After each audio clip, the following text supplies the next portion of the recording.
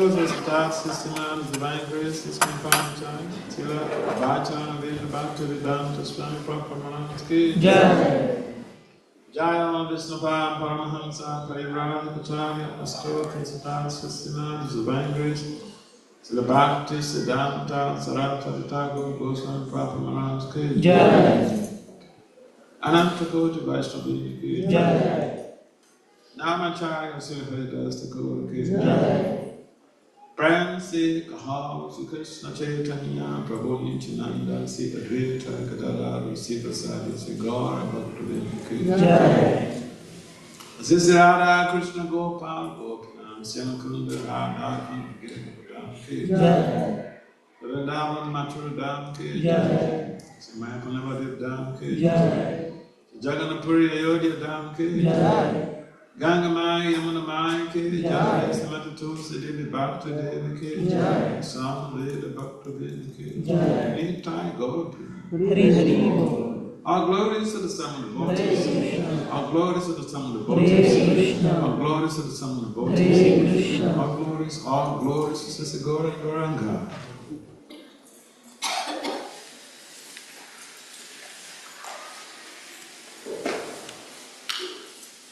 Om Namo Bhagavate Vasudevaya. Om Namo Bhagavate Vasudevaya. Om Namo Bhagavate Vasudevaya. Om Namo Bhagavate Vasudevaya. Om Namo Bhagavate Vasudevaya. Om Namo Bhagavate Vasudevaya. Jnana-Jnana-Sya Jnana-Jnana-Salakaya Saksu Ramiritam Yena Tasmai Sri Gurube Namaha Sachaitanya Manobhistam Sthapitam Yena Bhutale Svaya Rupam Kadamaya Dadata Svaha Dadanta Vanchakalpatariyasya Kripa Sambhya Datitanam Bhavati Vashaki Namo Vishnu Padaya Krishna Prestaya Bhutale Srimad Bhakti Vedanta Swami Nityananda Namaste Saraswati Devi Gauravani Namaste Saraswati Devi Vande Sri Krishna Chaitanya Nityananda Sahoja Buddhaya Krishna Sri Krishna Jai Sri Krishna Chaitanya Prabhu Nityananda Sri Advaita Gadadhara Sri Prasadi Gaura Bhaktivinoda Hare Krishna Hare Krishna Krishna Krishna Hare Hare Hare Rama Hare Rama Rama Rama Hare. So welcome to everyone. Welcome to our popular, unique, famous Sunday feast here in Farmington Hills. So, today is Sunday. For the fact that you put the Sunday feast on your schedule and you implemented it. And one thing is, putting something on your to-do list. And then another thing is to be able to do it.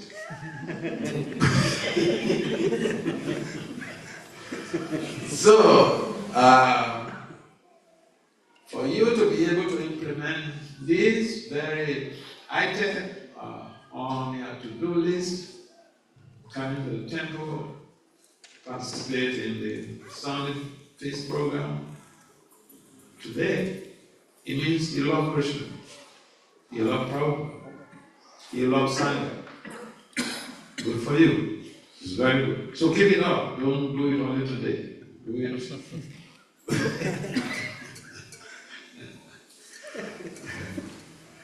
So, if you see, I have a problem, the problem is that I didn't have any topic to discuss with you guys.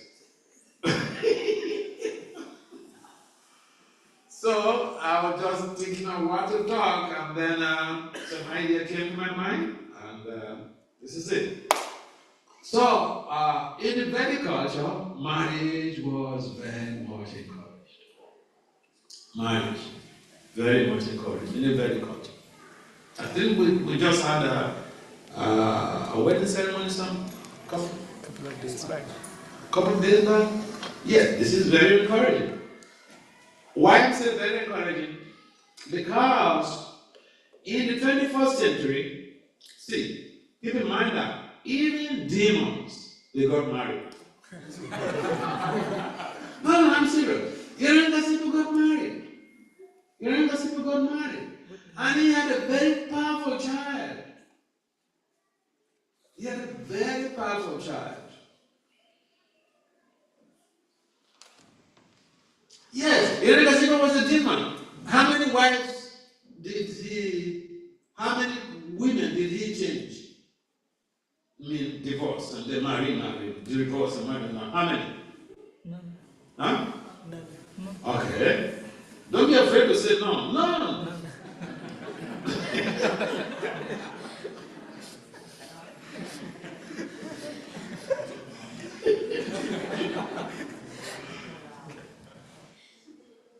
Now, yes, Hiranyakasipu was a demon, and he fathered a very powerful devotee of the Lord. How is that? We have this conception that a cat will always give birth to a cat, a dog will give birth to a dog, isn't it?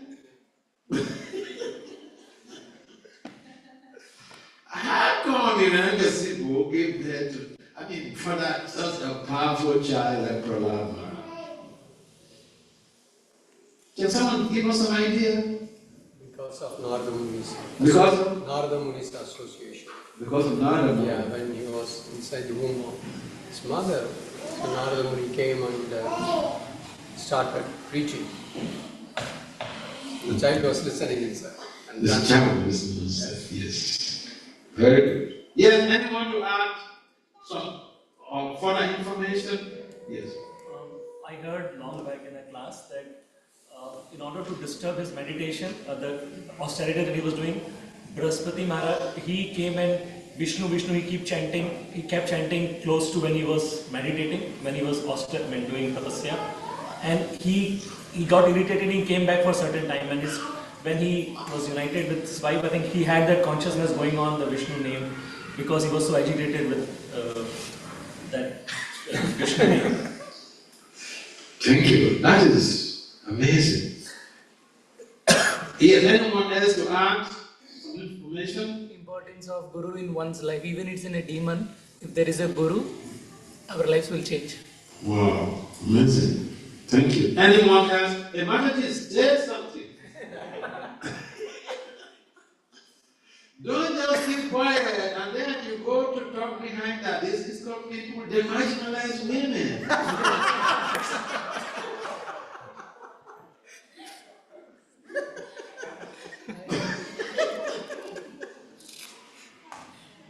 Yes, Maharaj said something. Three or four men have said something here already. So, can you make some additional input? Yes. How do you dress your ladies here? Is it Mataji's or Prabhu's? Because in America,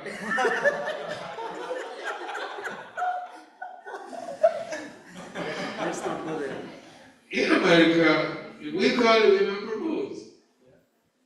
How you address your ladies here? Mataji. Or Mataji's. Why are you different? So far. Huh? So far. Why are you different? This is not American culture. Okay. It's like Mataji. Okay, Mataji is anyone to make some information, make some contribution to this discussion. Okay, that's it. Yes? Huh? Give the mic.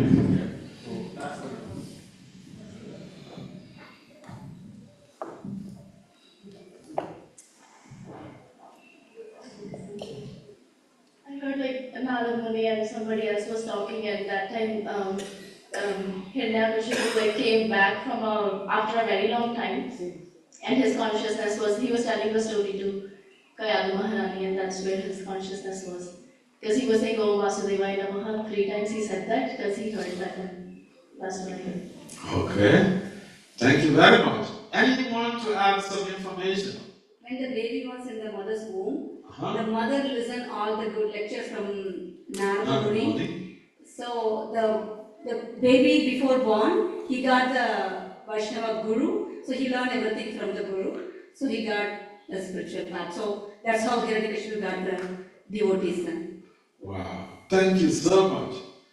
Is there anyone else to ask some information? So when Kashyap Muni and Diti they met in the wrong time, and Kashyap Muni told Diti that because we met, demons will come, two demons, great demon will take birth in your home. Then she cried, and then Kashyap Muni said that don't worry, devotee child will come. From the So when Kashyap Muni and Diti met in wrong time, and then Diti was then lamenting because Kashyap Muni said that demons will take birth now. And when she was lamenting, then Kashyap Muni gave her a boon saying that a great devotee will take birth in your lineage. So that's how it is one thing. Thank you. This is a lot of information we're processing here. Thank you very much. Now, all of these contributions, they're very, very important for us. The only thing I want to add is some type of specific information. And that is from the 20th chapter of the Narasimha Purana.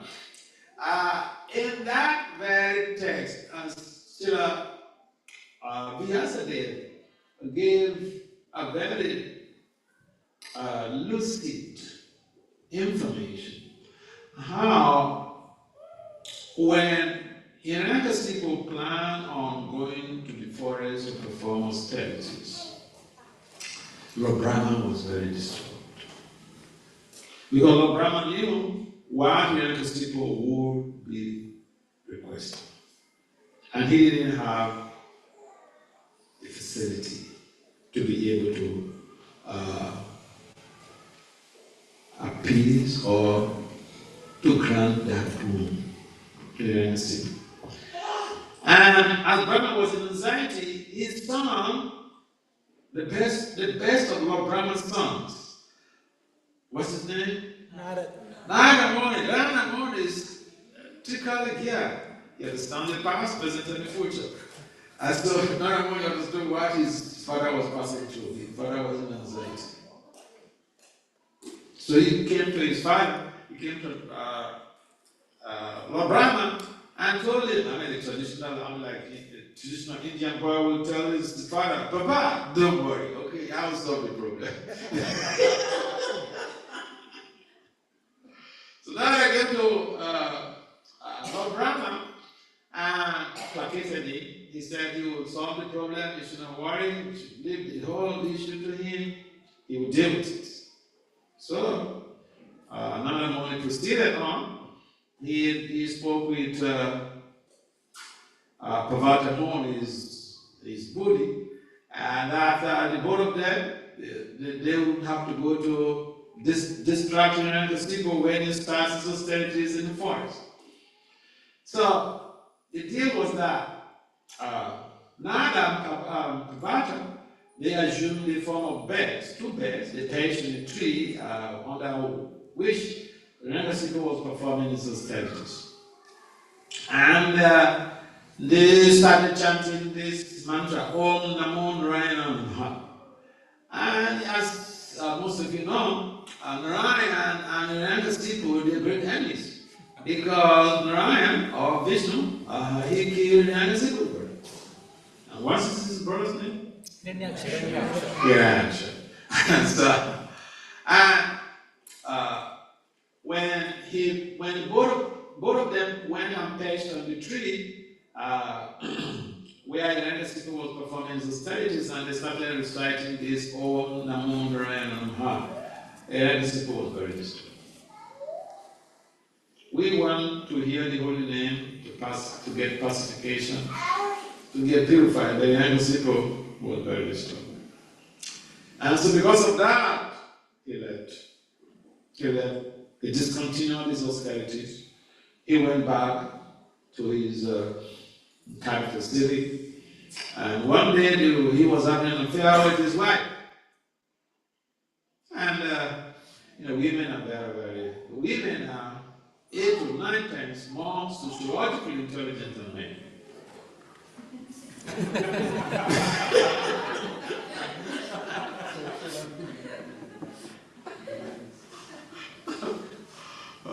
So, the wife waited at the appropriate time, and and don't use this strategy to get stuff from your husband, okay?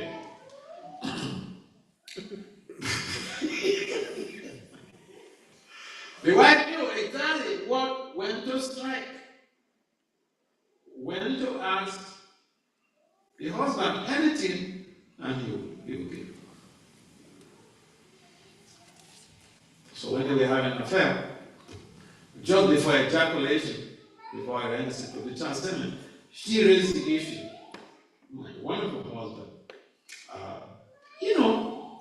you had told me earlier that you'll be going to the forest for a long time, for centuries. I was wondering what really transpired that you came back so quickly. So then the Reverend was recounting about the scenario, what happened when he was performing the austerities, how these two birds came perched on the tree, and they were reciting Om Namo Narayana. So the Reverend was narrating the story to the wife. And as they recited Om Namo Narayana, he discharged them. That was how that powerful soul was invoked into the wife's womb. This is the power of the Holy Spirit.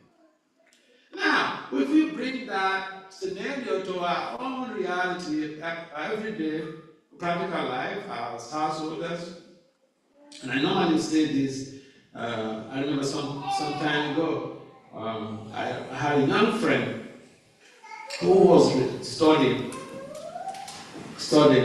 and then he was in his final year in college. And so we were talking, and he said, now, Vasudev, I think I should just get married. I said, oh, good for you. Yes, it's good, you should get married. So I asked him, but you're still in college. This is your final year. You want to be a householder. Householder means to hold a house.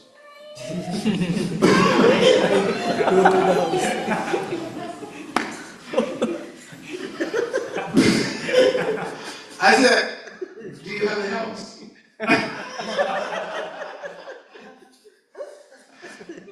He said, no.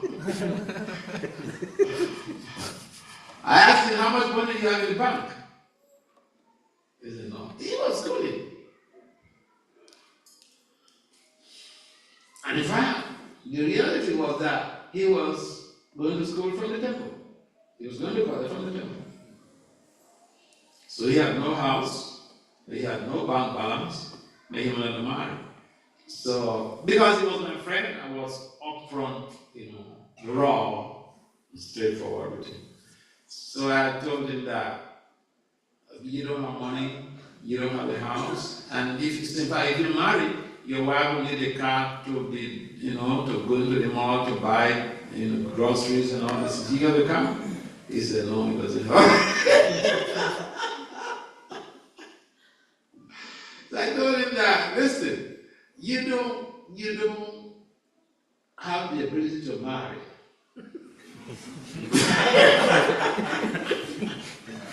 I said, the problem is that because in this one we follow the Vedic culture, which is against illicit sex, which is against boyfriend and girlfriend. So you just want sex, and now you say you want to marry. Yeah, again, he's my friend. So he was very straightforward with me. He said, yes, you're right. So back to our story. The point that even demons, they get married in the Vedic age. And here in the 21st century, the richest man on this planet is saying don't get married, be single. I'm not making this up. You go to YouTube, Google Elon Musk. Single. No. I'm not making something up. I like to make my presentations to address a problem. That's why I brought this. Okay? So here, the richest man, the most influential political figure in America, is advocating that people should not marry.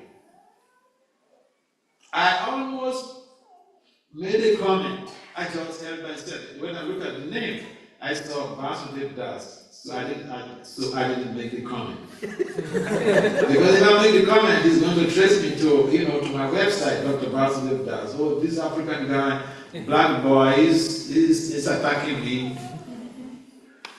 So I withdrew. But the point is, here is the most influential figure in America. Most influential figure in America. It is because of Elon Musk that Trump became a president. He has money. He is the richest person. He had 5 marriages, 5 relationships. If you look at his age and how many women he has changed, he has 13 children. But now he's telling people, be single. Now he's talking about his own statement is practically based on his experience. The experience that marriage is challenging does not undermine the idea that marriage is a responsible relationship. And most of the responsibility weighs on the man. In a very culture, women weren't even working. The man has to provide. Women are seen or are treated as queens. Whatever they say, finish. That's why Maharaj got into trouble. Yeah, because the wife, he made some promise to the wife, and then the wife checked at the appropriate time, and then make the demand. Oh, you said ask anything. This is the time. I need this. That took his life. So the idea that people should not marry. My question to Elon Musk. I may still devise a way of answering in this question. My question to Elon Musk is, okay, people should be single. What about sex? I'm saying this because I also saw on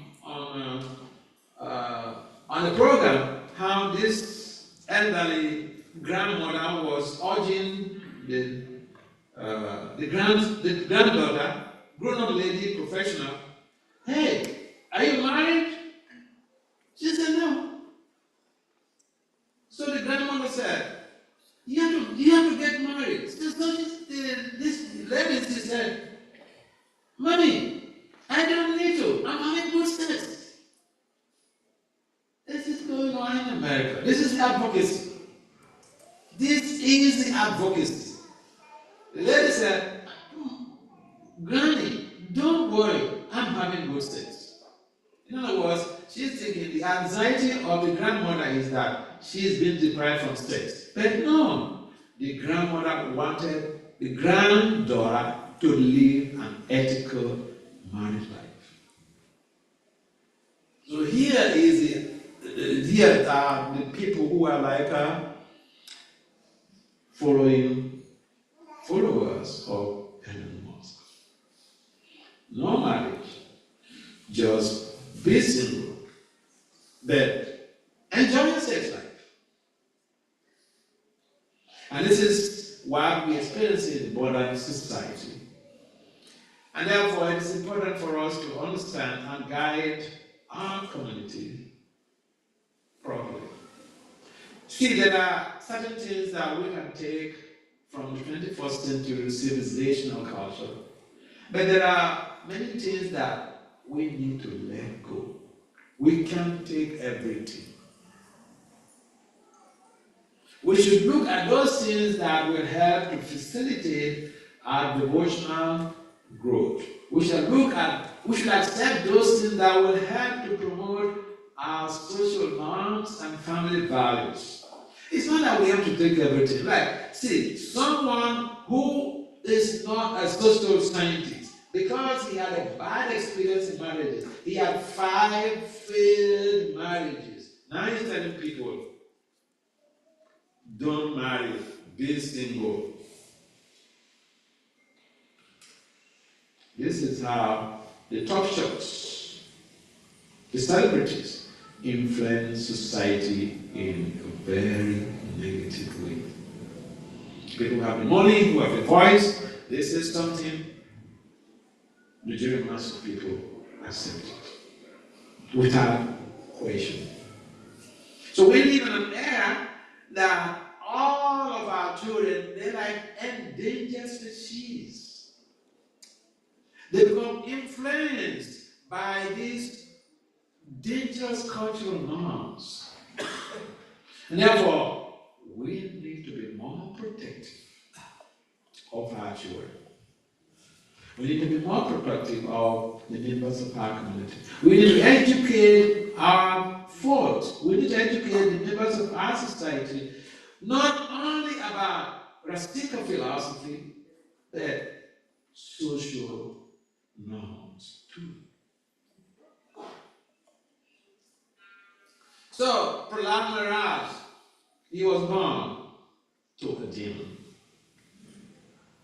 Now look at how the demon was able to get this powerful child by remembering Lord Vishnu and the time of making the child. We have also books that are giving vivid ideologies on how to produce children like Prahlad Maharaj.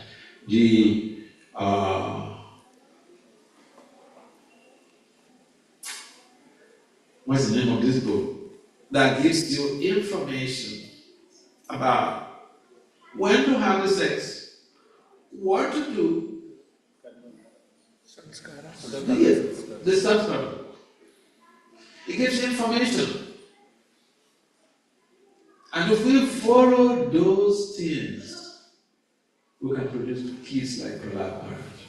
I remember one of my friends in Delhi, one of his last kid, last born.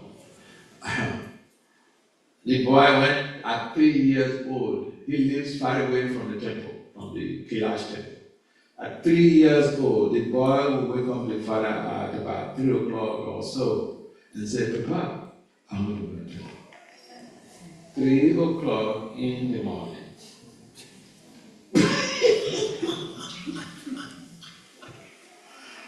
Yeah, the parents of that boy, they are disciples of Jagadish. The close friends of me. He told me how Jagadish Swami specifically instructed him what they need to do to produce a Krishna conscious child. So it is still possible. It is still possible to produce Krishna conscious children who will not be influenced by the negative ideologies of modern society. And one of the other factors is that the men in our society, we need to become more devotionally manly. Devotionally manly in the sense that we profess to be following the Vedic system, but we are not practically following the Vedic system. In most cases, we are bullies. Yes. And therefore, we need to see how we we are revamping our consciousness with the original Vedic cultural norms of seeing women and the wife as a queen.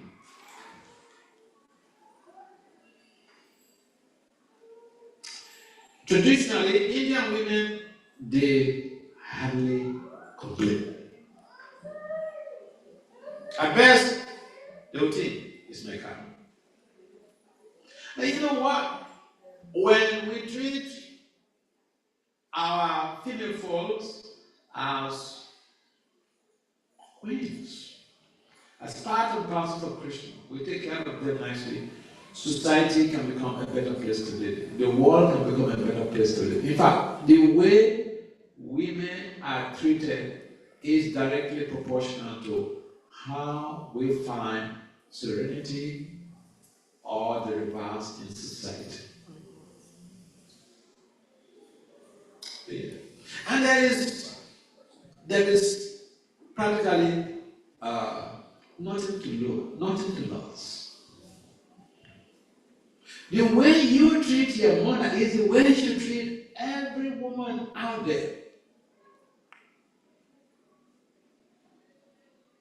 Why would you treat your mother one way, love your mother very nicely, and then every woman out there, you treat them despicably, all in the name of brahmachari?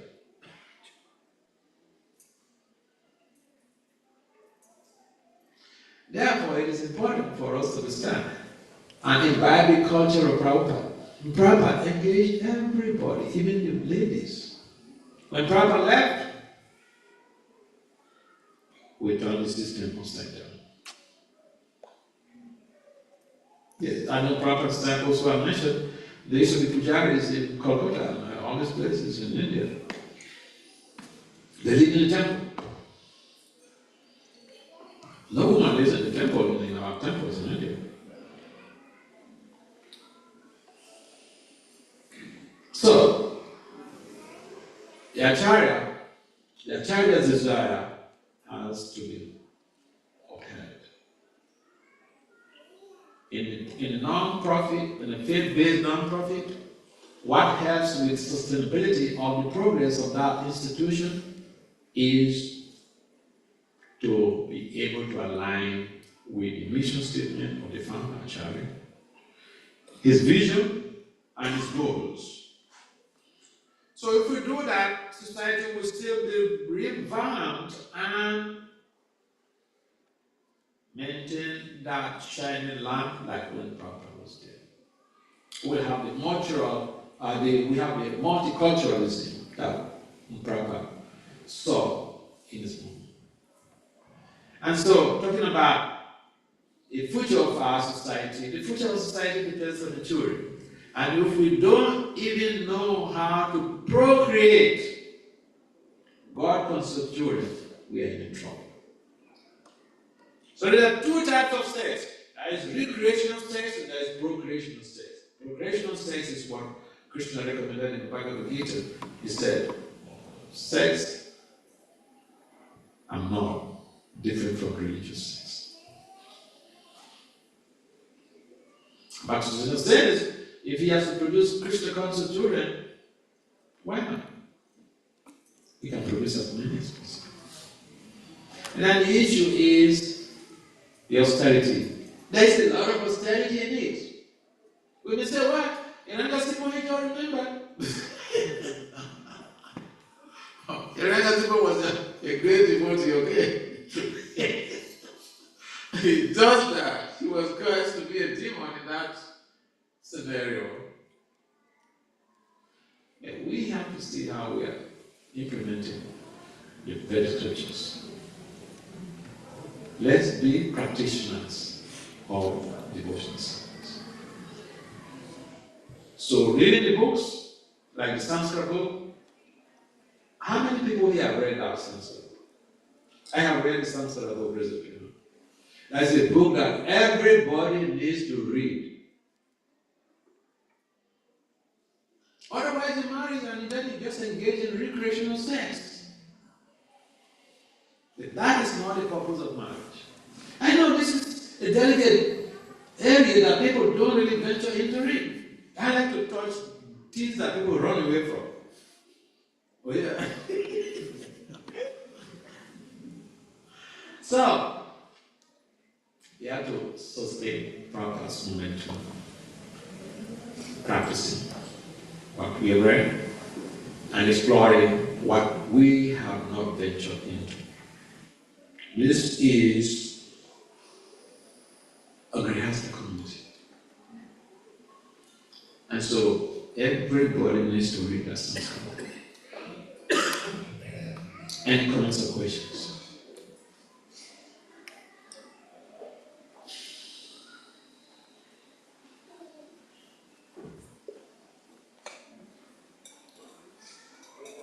Unexpected talk, right?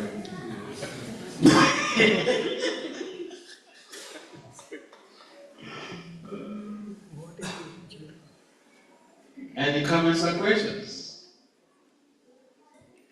Hare Krishna, Maharaj. Hare Please accept my humble obeisance. So I wanted to ask, I was thinking about it when you were speaking. What for those devotees who already have children? Yeah, that's a good question. That's a good question. I was in Netherlands. I was in Europe for a couple of months. I went to 10 different countries. So Netherlands was one of the countries I went. And my host, he's a young couple. He just got married. The wife is not a devotee. He's trying to be a devotee. And when he went there, I was mentioning some things relating to all of this stuff. And then when we went back to his house, he asked this question. Because the wife is already pregnant. The wife doesn't chant. And the requirement is that the wife and husband have to chant 50 rounds each before mating. So it's like you have to wake up at 12 o'clock and start the chanting till 5 o'clock. So it's a big austerity. So he asked me, so what to do about his case? His wife is already pregnant. The wife is not a devotee, he's just trying to be a vegetarian. I said, well, you just pray to Krishna, and your wife should be chanting. And it will help the child with the development of the spiritual development of the child. I mean, like some of the devotees mentioned, I have Narada Muni blessed Prahlad because he gave instructions, and Prahlad was also hearing those instructions from when he was in the womb. So learning begins in the womb. So spiritual life also begins in the womb. So I told him it's not too late. The best thing would have been to prepare for it. Your wife was not practicing before you got married to her. And this is one of the things that is really intriguing. In most cases, some devotees will marry non-devotees. And so people need to be really very strong to marry non-devotees, to make them Krishna conscious. It's possible. I've seen cases where I was even doubtful. I remember one of my Australian disciples, I was speaking with her, and I was surprised the way she responded to me. And she told me overtly that in their relationship with the husband, there is no recreational sex. You have a powerful daughter right now. Her husband was not a devotee. They met in college when she was doing a master's in some field in medicine. The husband was doing also that same course. So they met anyway in university. The guy was attracted to her, he wanted her to be a girlfriend. And then she said, I'm sorry, I don't know what this type of stuff.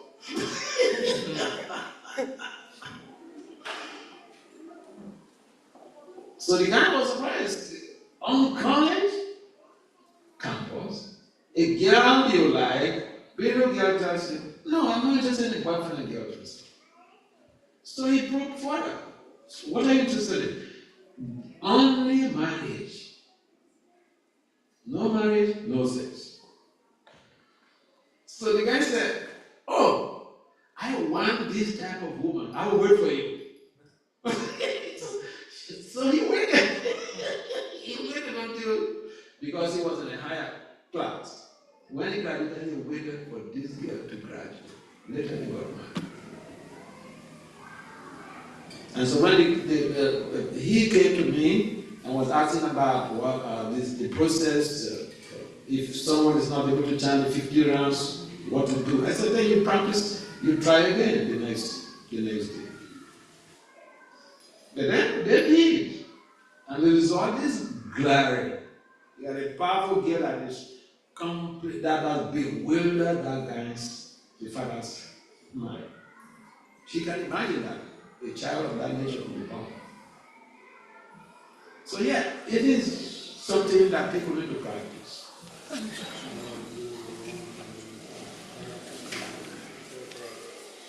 So it's not too late if someone. Yes. Thank you so much, Maharaj, for touching this topic. We don't get to hear on this topic so often, so I'm grateful for bringing that up. It's a no-go area. Maharaj just needed some clarification. There was some thoughts going around. I just wanted your enlightenment on that. What we see, Maharaj, today, in the marriage, what we see is, rather than having a devotee husband or devotee wife, it seems to be a better option, a person who is more inclined about spiritual life, getting married to that person. Because, please forgive me about saying that, the divorce ratio in ISKCON is increasingly just because the devotees live in the hallucinated idea about this is the perfection and I expect my wife or husband to be at that position.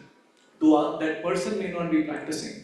So it seems it's more congenial to get married to a person who has he's not part of ISKCON, he's not practicing that devotional aspect, but at the same time more inclined about spiritual life. And we see that, few cents from my side, those relationships grow much faster and they actually are more committed to provide shelter to other devotees and following Srila Prabhupada's missions. What are your thoughts on that, Maharaj? Yeah.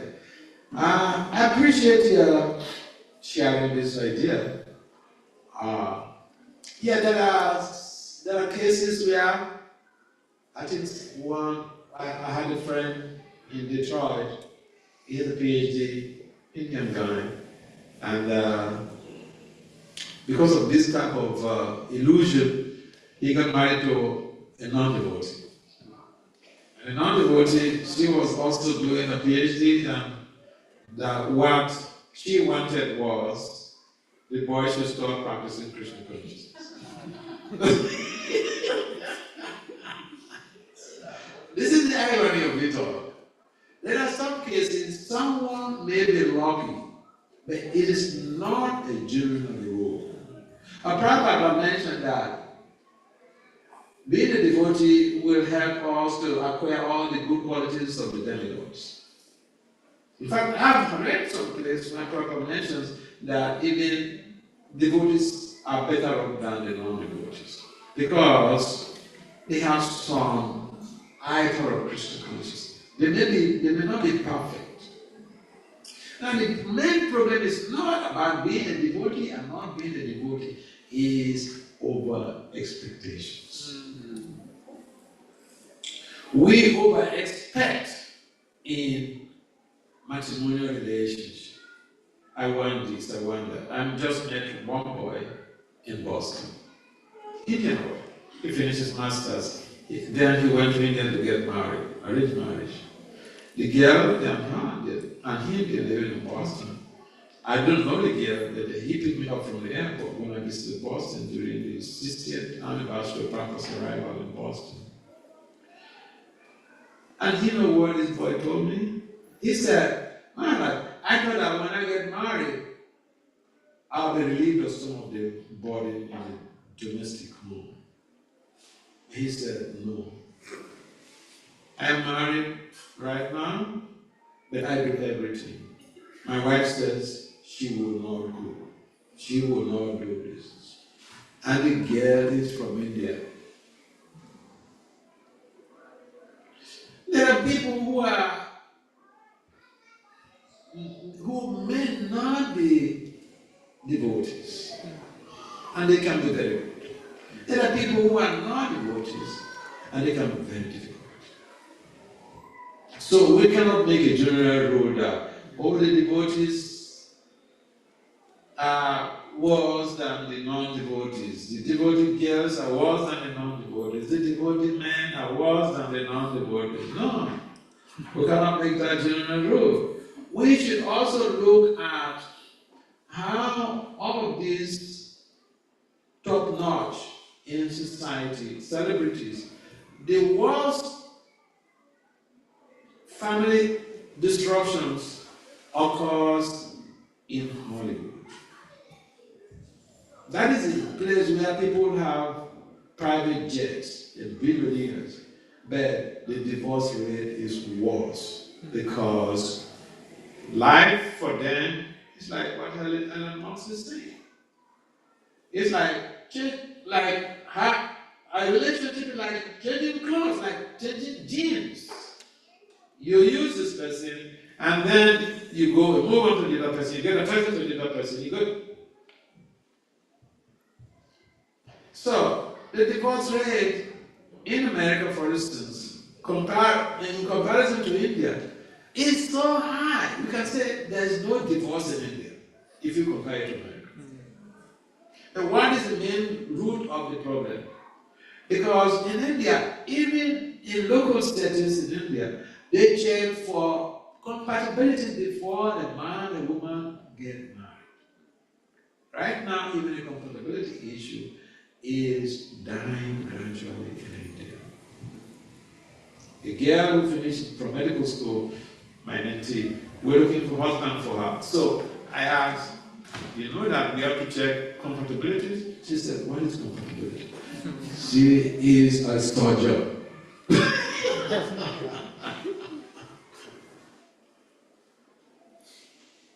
So, in America, the relationships are based on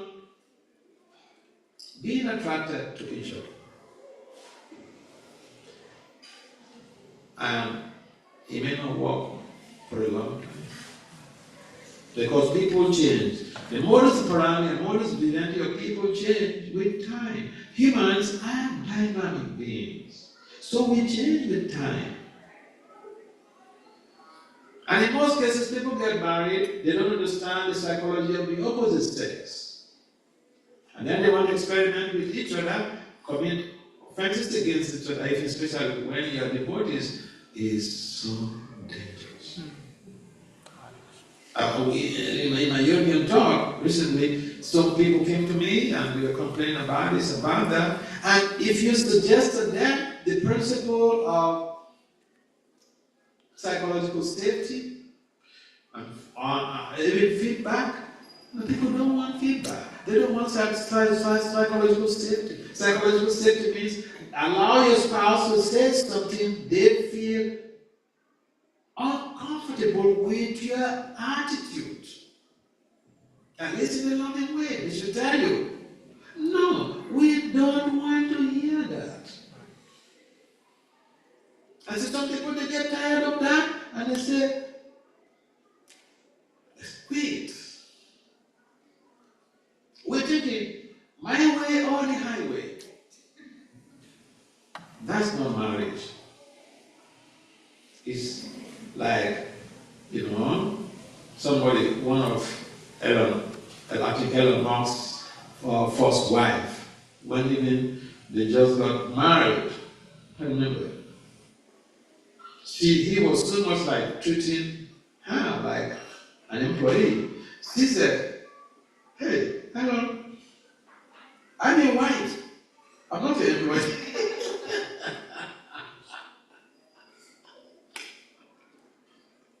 So it's not today's issue. And Elon had changed 5 women. Now, he's about advocating that people should be single. He didn't say whether you have to be single and still engage in sex, or you be a brahmachari, or a prostitute.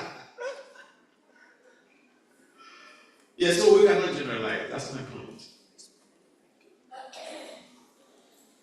Yes, please.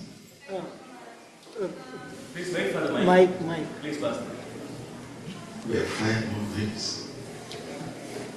I'm conscious of time, okay? Yes, Bolo. Hare Krishna, thank you so much for the class. I really enjoyed it. You mentioned that we are dynamic beings and constantly changing. So how can we accept the change that maybe the husband or the wife, like how can the other person accept that change and move along with that change and go through a long-lasting marriage with that change? Like I just think about Kayadu. It's not that she expected that her husband will try to kill her son. So but she still stayed chaste to him, and she still, stayed with him, and how can we go through that change with our husband or wife? Thank you very much. I love this question. In most cases, people are not adjusting. In most cases, we are highly maladjusted. The word is maladjusted. Maladjustment. It is a psycho problem. When someone is maladjusted, they don't want to understand the views of the other person. They don't want to align, they don't want to change, they don't want to adjust to suit the other person's purpose. They want the other person to adjust themselves to suit their purpose. And then this makes relationships very difficult. Maladjustment. The solution to that, be adjusted. Kayadu was very adjusted. That's a good example you get. You don't know even what you're talking about. Kayadu was very adjusted. Kayadu was the emblem of psychological adjustment. I repeat, Kayadu was the emblem of psychological adjustment. If we can imbibe a culture of psychological adjustment, we can make relationships work greatly.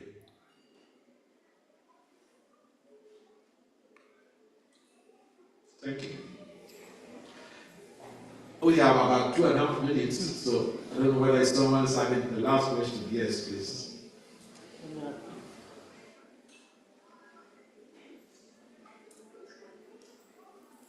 Hare Krishna, Maharaj. Thank you so much. My question is, what is more important? Sanskaras are more important, or nurturing is more important, or both go hand in hand? Both of them are important. Both of them are equally important. And then the point is that when we try to be practitioners of Bhakti without expectations, even without expectations from Krishna, we can nurture our emotions, our positive emotions in such ways that will help to increase our ability to accept the views of others. In most cases, parents think that they are always right. And I've seen this. Parents always think, most parents, not all, most parents think that they cannot be wrong. If you think they are wrong, to say I'm sorry to the child is a big problem. Our ego would allow us. And that breaks relationships. To say sorry to somebody, don't remove one follicle of hair from your body. It takes a lot of emotional courage to be able to voice that out. Some people think, when I say sorry, the person will take advantage of me and it seems I'm weak. We are all weak. Why do you think you're so strong? Let's be humble and treat our family members as parts and parcels of Krishna. We preach it. Mama Evan so Jiva Loka, Jiva Bhuta Sinata, we find difficulty in practice.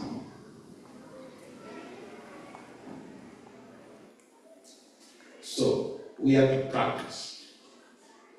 If you study medicine, by the time you finish MDDS, you are addressed as doctor such and such. But you will not be called a medical practitioner except you finish your MD and practice. Then you are called a medical practitioner. You get your law degree, you're not called a legal practitioner, except you go and get the proper certification, serve in the appropriate way and quarters to earn that merit. So the point is also, we should understand, we need to be Bhakti practitioners. To proper, okay, just